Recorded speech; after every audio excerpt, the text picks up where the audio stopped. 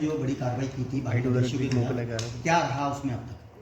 देखिए, ये एक सघन अभियान है जो निरंतर जारी रहेगा। कल जो है वो सबसे लार्ज स्केल पर हुआ था। हमने पूरे के पूरे ज़िले में 250 से ज़्यादा लोगों को चेक किया, डिटेन किया गया। उसके बाद उनके सारे डॉक्यूमेंट्स चेक किए गए।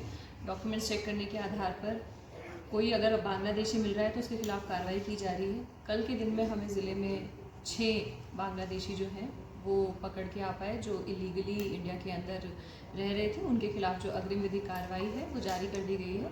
डोर टू डोर सर्वे भी चल रहा है और उसके साथ साथ जहाँ पर एक साथ मात्रा में कई सारी जगह पर इस तरीके से लोग रह रहे हैं जहाँ पर हमें ये लगता है कि शक की स्थिति है, तो वहाँ पर विशेष रूप से लोगों को साथ में वहाँ पर जाकर CIs के थ्रू या फिर थाने पर बुलाकर सघन चेकिंग जो है वो निरंतर की जा रही है और ये जारी रहेगी। मैम, ये चेकिंग अभियान चल रहा था जगह जगह, जो अभियान चेकिंग का। हाँ जी अब जगह जगह देखिए, जो हम जैसे हम जानते हैं कि पहलगाम में एक बहुत ही अनफॉर्चुनेट इंसिडेंट हुआ था। उसके बाद जो अजमेर पुलिस है वो हाई अलर्ट मोड पर है, सेंसिटिव मोड पर है।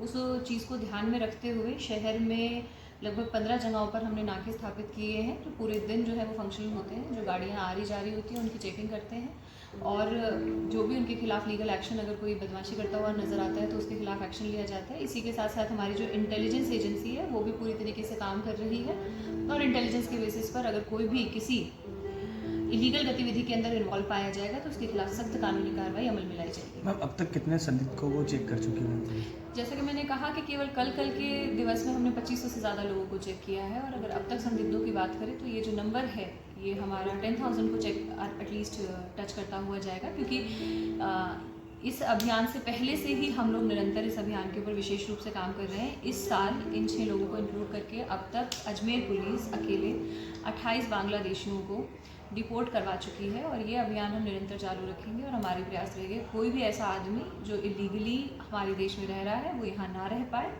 लीगली जो लोग रह रहे हैं, जो देश की जनता है, उसको किसी प्रकार की कोई इनकन्वीनियंस ना हो, लेकिन इलीगल रहने वाले लोगों को बख्शा नहीं जाए। अभी मैम जो 6 लोगों को आपने डिटेन किया है, इनके पास क्या भारतीय नागरिकता या आधार कार्ड, इस तरह के राशन कार्ड वगैरह? मैं आपको बताऊं, आधार कार्ड जो है वो सिटीजनशिप का डॉक्यूमेंट नहीं है।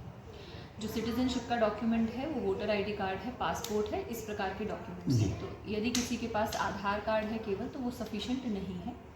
बाकी डिटेल में जाके हर डॉक्यूमेंट की चेकिंग की जाती है, क्या वो जो डॉक्यूमेंट लेके घूम रहे हैं वो ऑथेंटिक डॉक्यूमेंट है भी कि नहीं है, और अगर डॉक्यूमेंट गलत बनाया हुआ है तो उसके अकॉर्डिंगली विधिक कार्रवाई अमल में लाई जाती है।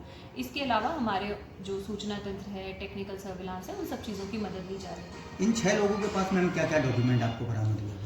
देखिए, ये जो है एक अनुसंधान का मतलब ये हमारी जांच का विषय है और हम सारी चीज़ें जो हैं जिससे कि और लोगों को सतर्कता ना हो, इसलिए मैं सारी चीज़ खोलना भी नहीं चाहूँगी यहाँ पे कि किस तरीके से क्या कर रहे होते हैं। लेकिन हम इनकी जब तलाश लेते हैं तो कई बार हमें बांग्लादेश के डॉक्यूमेंट्स भी मिलते हैं और भी कई संदिग्ध चीज़ें मिलती हैं जिसके आधार पर हम निर्णय। कितने सालों से रह रहे थे मैम? हर एक आदमी का अलग अलग है, कोई अलग अलग समय से यहाँ पर रह रहा है, वो आपके साथ शेयर कर दी जाएगी इन्फॉर्मेशन। ठीक है।